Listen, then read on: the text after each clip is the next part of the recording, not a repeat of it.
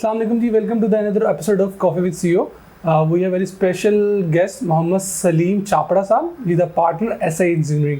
तो आए आज से बात करते हैं sir. Thank you so much for your time sir. जज़ाकल्लाह. बिस्मिल्लाहिर्रहमानिर्रहीम. अस्सलामु अलैकुम वरहमतुल्लाह. सर बिल्कुल बताइएगा हमारे व्यूअर्स को how you start your journey and देखिए मैं तो बहुत safely I can say that my business career is a span of about 50 years, क्योंकि हमारे अब्बा स्टॉक एक्सचेंज के मेंबर रहे फ्रॉम 1957 टू 1990 और मैं फिर स्कूल के ज़माने में ही समझ लीजिए 9th क्लास पास की तो 15 साल की उम्र है, मैं जाता रहा. फिर मैट्रिक के बाद, फर्स्ट ईयर के बाद, सेकंड ईयर के बाद और फिर थर्ड ईयर और फोर्थ ईयर में आधा दिन कॉलेज जाता रहा और आधा दिन अब्बा के पास स्टॉक एक्सचेंज जाता रहा. और फिर मैंने बीकॉम किया था गवर्नमेंट कॉमर्स कॉलेज कराची से 1974 में.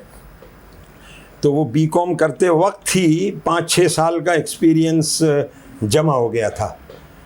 और फिर 1971 में हमारे अब्बा ने टेक्सटाइल की तरफ भी डाइवर्सिफाई किया. तो फिर हम बहुत सारी पाकिस्तान में टेक्सटाइल मिल्स की कॉटन यान और ये कपड़े की बुकिंग किया करते थे फॉर सिंगापुर एंड हांगकांग. तो वो उस दौरान में फिर ये भी एक्सपीरियंस जमा हुआ टेक्सटाइल का और एक्सपोर्ट का, और इसी तरह वो स्टॉक एक्सचेंज का तो एक्सपीरियंस जमा होता ही जा रहा था. और दरमियान में कुछ चीज़ें हमने सऊदी अरब में भी एक्सपोर्ट की, नॉन ट्रेडिशनल आइटम्स जैसे मोटरसाइकिलों के सीट कवर्स और सेवइयाँ और लाल मिर्च. तो वो एक मल्टीफेरियस एक्सपीरियंस जमा होता रहा. और इस दौरान में चूँकि बीकॉम कर लिया था तो तालीम तो ख़त्म हो गई थी, लेकिन दरमियान में मुख्तलिफ़ इदारों की तरफ से स्टॉक एक्सचेंज में भी, चैम्बर ऑफ कॉमर्स में भी, जैसे चैम्बर ऑफ कॉमर्स में एक कोर्स उस ज़माने में हुआ 1972 में, गाइड कोर्स फॉर एक्सपोर्टर्स. तो वो कोर्स अटेंड किया. फिर स्टॉक एक्सचेंज में एक नेशनल बैंक की तरफ से एक सेमिनार कोर्स हुआ फाइनेंशियल मैनेजमेंट का, वो अटेंड किया. फिर हबीब बैंक प्लाजा में यूनाइटेड नेशंस का एक इदारा है, उसकी तरफ से ये ओशन ट्रांसपोर्ट मैनेजमेंट का हुआ, वो अटेंड किया. फिर IBA में कम्युनिकेशन मैनेजमेंट और इंटरनेशनल बिज़नेस वगैरह. तो वो होता यही रहा कि भाई मुख्तलिफ़ बिजनेसेस में एक्सपीरियंस भी जमा होता रहा, और जो बिज़नेस के सिलसिले में जो डाइवर्सिफिकेशन और चीज़ें होनी चाहिए थी वो भी साथ साथ होती रही. माशाल्लाह सर. तो सर बताइए कि व्हाट इज SI इंजीनियरिंग. अब ये SIS इंजीनियरिंग इस तरह है कि ये कंपनी हमने कायम की हमारे अब्बा ही के दफ्तर में स्टॉक एक्सचेंज में 1983 में. मेरे एक स्कूल के साथी थे और वो उसमें हम उस स्कूल में हम दोनों पार्टनर जो है ना 1958 में दाखिल हुए नर्सरी क्लास में. और वो स्कूल भी हमारे अब्बा ने ही कायम किया था, एक community school Bombay Memon brother road, Burns road पर. तो हम दोनों उसी स्कूल में दाखिल हुए. फिर उस स्कूल का जो बड़ा कैंपस था सदर में, वहाँ आ गए. तो 8वीं क्लास तक हमारा वो पार्टनर और मैं साथ रहे. फिर मैं 9th क्लास में कॉमर्स में चला गया, वो साइंस में चले गए. फिर मैं गवर्नमेंट कॉमर्स में चला गया, वो एक साइंस कॉलेज में कराची में चले गए. फिर मैं अब्बा के पास स्टॉक एक्सचेंज आ गया और वो कनाडा इंजीनियरिंग के लिए चले गए. और फिर उनके आने के बाद वो वक्त था शायद 1981, तो वो हमारी मुलाकात होती रहती थी और वो मुझे भाई कहते रहते थे कि भाई हम मिल के ना कोई बिज़नेस करेंगे. तो फिर इस तरह हमने जो है ना, वो हमारे जो पार्टनर हैं जो स्कूल के भी साथी हैं, उन्हीं के एक साथी और थे उसी कंपनी में, जेलिन लिमिटेड, बड़ी अच्छी बड़ी रेस्पेक्टेबल एक इंजीनियरिंग कंपनी थी. तो ये लोग दोनों वहाँ काम किया करते थे. तो वहाँ इन लोगों की एक्सपर्टीज़ थी. एक चीज़ कहलाती है इलेक्ट्रॉनिक फायर डिटेक्शन सिस्टम. तो वहाँ ये एक अमेरिकन कंपनी के लिए वहाँ ये लोग काम करते थे. और इन लोगों ने मुझे बताया कि भाई एक और अमेरिका में एक कंपनी है, और अगर वो कंपनी हमारे साथ कोलैबोरेशन या हमें डिस्ट्रीब्यूटर बना दे तो हम दोनों जो है फिर जॉब छोड़ देंगे और हम तीनों की एक कंपनी कायम हो जाएगी. तो इस तरह भाई हमने इब्तदा की. उस कंपनी को अमेरिका में हमारे अब्बा के लेटर हेड पे मैंने लेटर लिखा कि भाई I am a member of the stock exchange for the last so many years and enjoy good credibility in the market and I want to diversify and establish an engineering company and two of the senior engineers who are dealing with the same product as you would supply to us. So if you are able to arrange an agreement contract distributorship for Pakistan. तो वो फिर उन्होंने agree कर लिया। जब उन्होंने agree कर लिया तो मैंने हमारे इन पार्टनर्स को दोनों को बताया कि भाई उस ज़माने में टेलेक्स होता था, यानी फैक्स भी बहुत रेयर होता था, ईमेल और व्हाट्सएप तो थे ही नहीं। तो वो टेलेक्स पे फिर ख़तो किताबत होती रही और फिर उन्होंने एग्री कर लिया। फिर हमने, यानी भाई बड़ी एक डिफ़िकल्ट स्टोरी है हमारी कंपनी की। और हमने मैं तो चूँकि अब्बा के पास ऑलरेडी बिज़नेस में था तो 1000 रुपये बैंक अकाउंट खोलने के लिए मैं तो कर सकता था, लेकिन जब मैंने इन दोनों पार्टनर से कहा भाई 1000 रुपये निकालो ताकि कम से कम कंपनी का बैंक अकाउंट खुल जाए और फिर हम चीफ कंट्रोलर इंपोर्ट एक्सपोर्ट का रजिस्ट्रेशन लें, बैंक में अकाउंट खोलें, तो वो सारा, चूँकि मैं तो बैठा ही था स्टॉक एक्सचेंज में, कमर्शियल मामला से वाकिफ़ था, तो हमने फिर 3000 रुपये में एक बैंक अकाउंट खोला, ये सारी चीज़ें पूरी की। और मेरे पास एक होंडा मोटरसाइकिल थी, उसमें हम दोनों पार्टनर जो हैं वो कोटेशंस डिस्ट्रीब्यूट करते थे ये फायर अलार्म सिस्टम की। और हमने पहली एलसी खुद अपने लिए खोली ऑर्डर लेने के बाद। उस वक्त डॉलर की प्राइस थी 12 रुपये 1983 में। ओके। और हमारे ये दोनों पार्टनर्स ने फिर जॉब छोड़ दी अप्रैल 83 में। तो हमने पहली मर्तबा तीनों पार्टनर्स ने 3500 रुपये कमाए मार्च 84 में। यानी कंपनी का एग्रीमेंट बना जनवरी 83 में, तो 15 महीने के बाद 3500 रुपये हमें मिले। तो हम बड़े खुश थे कि भाई इतनी बड़ी रकम अपने पास एकदम से आ गई है। तो वो मेरी भाई होंडा मोटरसाइकिल पे फिर हम दिन भर कोटेशनें बांटते थे। और भाई इस पूरे प्रोसेस में अब जैसे ये हमारी जो फायर अलार्म सिस्टम का जो काम था ये था इलेक्ट्रिकल की फील्ड से रिलेटेड। और इसी तरह फिर हमें किसी ने मशवरा दिया कि भाई स्वीडन में एक कंपनी है बाय द नेम ऑफ मंटस, तुम उनसे भी रब्ता करो। तो ये मंटस जो है ये HVAC एक चीज़ कहलाती है, heating ventilation and air conditioning. तो वो हमने उनसे रब्ता किया। ये मंटस जो है बनाती है डीह्यूमिडिफायर। तो ये इनसे फिर हमारा रब्ता हो गया जून 83 में। तो ये जो है मंटस की जो फील्ड है ये एयर कंडीशनिंग से मुताल्लिक और वो फायर अलार्म जो है वो इलेक्ट्रिकल से मुताल्लिक। तो फिर हमें लोग कहते रहे कि भाई अब आप लोगों के पास दोनों, और चूँकि हमारा ये कंसल्टेंट्स जो है फील्ड में electrical consultant and air conditioning consultants, ज़ाहिर है हमको दोनों के साथ मिलकर काम करना होता था। तो हमें लोगों ने कहा कि भाई अब आपके इतने ताल्लुकात सारे कंसल्टेंट से हो गए तो अब आप इलेक्ट्रिकल और एयर कंडीशनिंग की कॉन्ट्रैक्टिंग में भी आ जाएँ। तो वो हमने कहा भाई हम थोड़ा स्टेबल हो जाएँ, कुछ हमारे पास कैपिटल जमा हो जाए, हमारे पास गाड़ियाँ कम से कम हो जाएँ। तो फिर अल्हम्दुलिल्लाह फिर हम जो है 1990 में इस दफ्तर में आगे जो मौजूदा दफ्तर है, और फिर हमने कॉन्ट्रैक्टिंग भी की। और ये 7-8 साल के प्रोसेस में भाई हमारे अब्बा का भी एक नाम और मकाम था। और ज़ाहिर है हमारा अपना तो कोई मार्केट में क्रेडिबिलिटी नहीं थी, लोगों से एडवांस पेमेंट्स लेनी होती थी।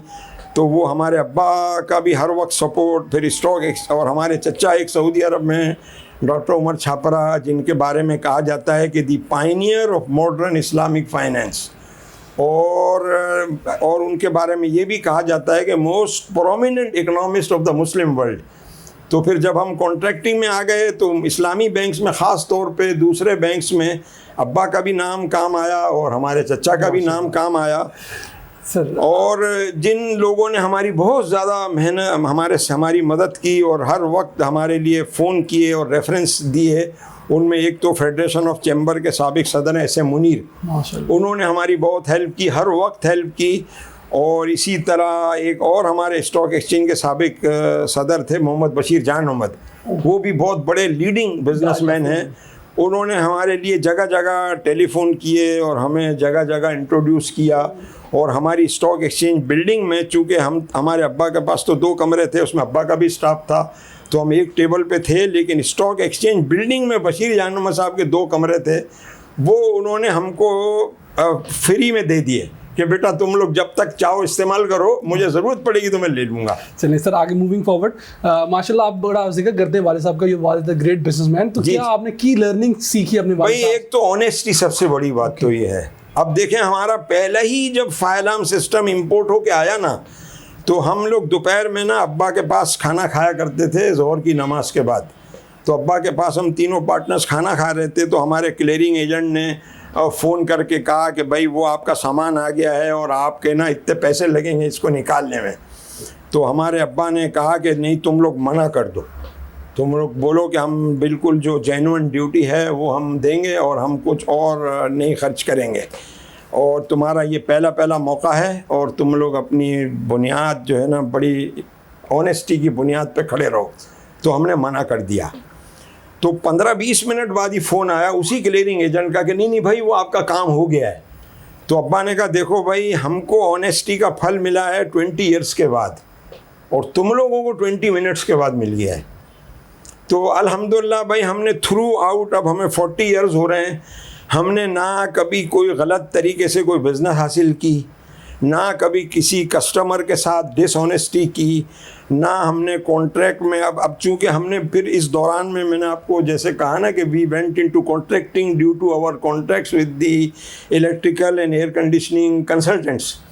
तो हमने अब अभी तकरीबन समझ लें 20-25 बैंक्स की कई हमने ब्रांचेस बनाई हैं, बड़ी बड़ी बैंक्स की, जैसे मीज़ान बैंक, स्टैंडर्ड चार्टर्ड बैंक, इस्लामी, जहांगीर साहब हमारे स्टॉक एक्सचेंज के बड़े इंपॉर्टेंट मेंबर हैं, तो JS बैंक है, बैंक इस्लामी पाकिस्तान, अलबरका बैंक, और ये बहुत सारी बैंक्स की 20-25 बैंक्स की हमने कई ब्रांचेस बनाई, और बहुत सारे लोगों के लिए, कस्टमर्स के लिए, गैलेक्सो, एबर्ट, फाइज़र, इन सब के लिए हमने बहुत सारा काम किया। लेकिन अल्हम्दुलिल्लाह, और ये हमारे चचा की चूँकि वो सारी हमारी तरबियत ही है इस्लामी माशी निज़ाम की, और बैंक से कर्ज़ नहीं लेना, बेवजह सूद नहीं देना है, तो अल्हम्दुलिल्लाह 40 ईयर्स में we had always positive balance in banks, और no short term liability, no long term liability, no loans, no cars on leasing. तो बिल्कुल clean slate in terms of finance जो है ना हम लोगों ने ऑपरेट किया। और हमारे अब्बा की तो ये ऑनेस्टी थी कि हमारे अब्बा 35 ईयर्स स्टॉक एक्सचेंज के मेंबर रहे, और वो मुझे मुस्तकिल कहते थे कि हमें अपने लिए 100 शेयर्स भी नहीं ख़रीदने हैं, to be very honest to the clients and no clash of interest between our interest and the interest of the clients. तो वो अब्बा से भी हमें बहुत कुछ सीखा, हमारे चचा से भी बहुत कुछ सीखा हमने। सर थोड़ा सा आगे मूविंग शॉर्ट, आप अपनी शायद आंसर देंगे। How many jobs you create your company? About 25। अच्छा 25 कॉन्ट्रैक्चुअल में सब मिला के total commercial staff is very low, 5-6 people, लेकिन under different departments like civil engineering and interior works, electrical, HVAC। Sir, any remarkable achievement your भाई this is all our remarkable achievement कि भाई हमने we started from scratch on a Honda 70 motorcycle. और ये जो मैंने आपसे जिक्र किया कि there is a company Munters in Sweden, तो अब उसकी हमारी जो क्लाइंटेल है all pharmaceutical companies in Pakistan, many food industries, all big power plants, tire industry, petroleum companies are our customers. They're long, and we were awarded with FPCCI Achievement Award by Federation of Pakistan Chamber of Commerce. Moving forward, आपका थोड़ा सा पूछेंगे, what is the 3 competencies a CEO must have?